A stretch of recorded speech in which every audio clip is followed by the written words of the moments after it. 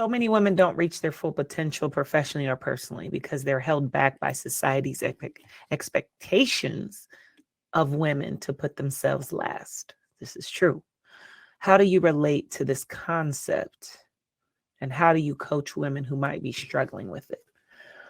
Another valuable question from our amazing members. This is a great question. Yes, not just women, people of color, enter your identity component that has you different than everyone else, right? Those gender identities and ability challenges and ethnic identities, they're all things that in many cases limit us professionally and personally from aspiring and actually reaching whatever the level it is we're going for. And I talk about this all the time in Cup of Joy. I think Lane Lane probably wants to come for me at times. But as I've always said, like, I'm aware I'm a double minority, right? So, and then there's many other realities beyond being Black and being female that align with realities and structures that exist that limit or potentially limit, I would say potentially limit my ability to reach my goals. But I will have to say, like, while I'm still aspiring, certainly, and there are things that I'm working towards accomplishing more of. How I coach people on this is that there's only one thing in the world that you can control, and that's you, right?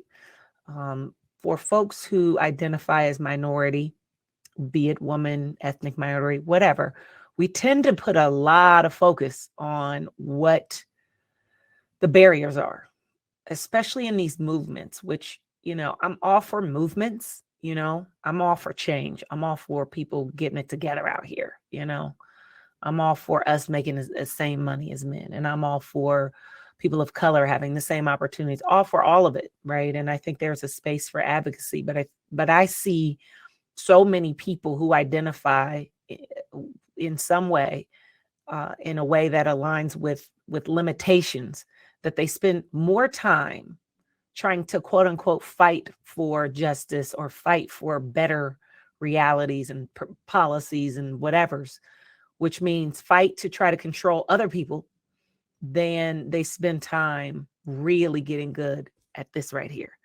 And what I know is that when you do that, you allow yourself to win regardless.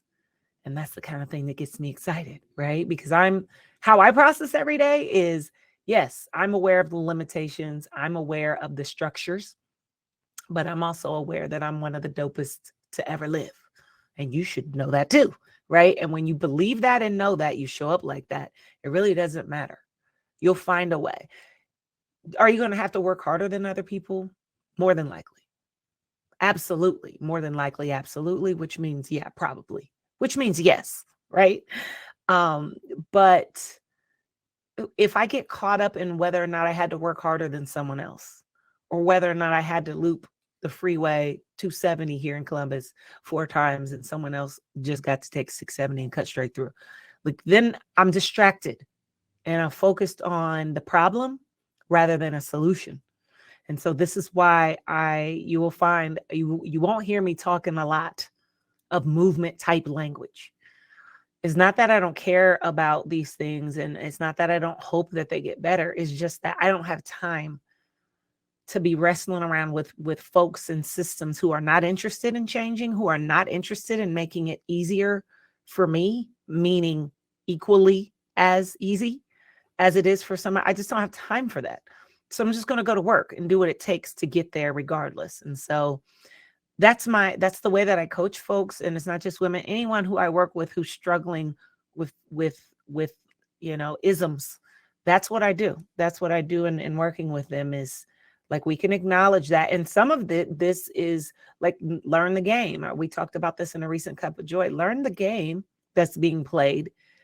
You can hate the game if you want to, but the game is being played. And so if you're just going to hate it and just stand your foot against it and say how ridiculous you think it is, that's cool.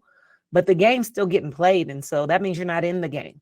And so at some point, you just have to learn, when is it time to push back and advocate and push for better, and when is it time to overcome and win regardless. And so that's my life recipe, and that's how I've gotten. I always reference that's it right there. There's the visual of what I just said. Push that dang on ball. You know what I mean? Like, again, we can fight for the right to party.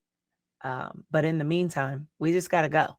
We got to go and do what it takes. So that's what I do when I'm coaching, and that's what I cover when I'm coaching folks who are struggling with that. So hopefully that helps.